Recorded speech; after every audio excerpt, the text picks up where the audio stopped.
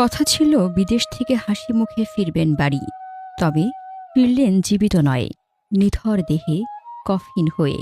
একটা প্ল্যানিং ছিল ওকে একটু এয়ারপোর্টে গিয়ে নিয়ে আসবো, এখন তো আর হলো না।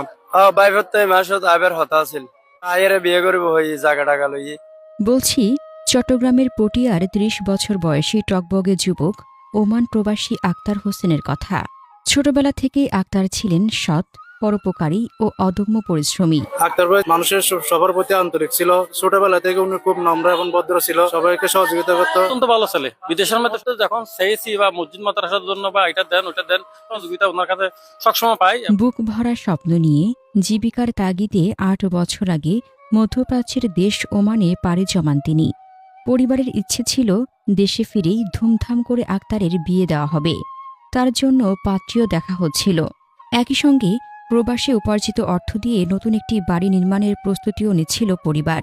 কিন্তু বিয়ে আর নতুন বাড়ির সেই স্বপ্নগুলো অপূর্ণ রেখেই না ফেরার দেশে পাড়ি জমালেন আক্তার। অবশেষে তিনি ফিরলেন ঠিকই, তবে জীবিত নয়, নিথর দেহে। আর বাবা মার দিয়ে তার বাবা মার দিয়ে আজ তো ২-৩ মাস ৪ মাস তো বাড়িতে আয়ের বিয়ে শাদী করতে আল্লাহর কাছে দোয়া চাই।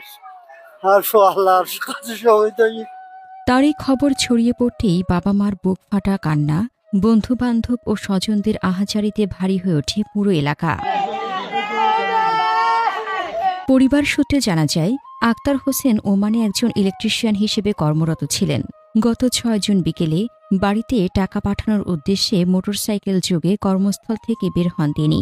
পথে ওমানের আল কিরতান ইস্কি এলাকায় পৌঁছালে একটি প্রাইভেট কারের সঙ্গে তার মোটরসাইকেলের সংঘর্ষ হয়।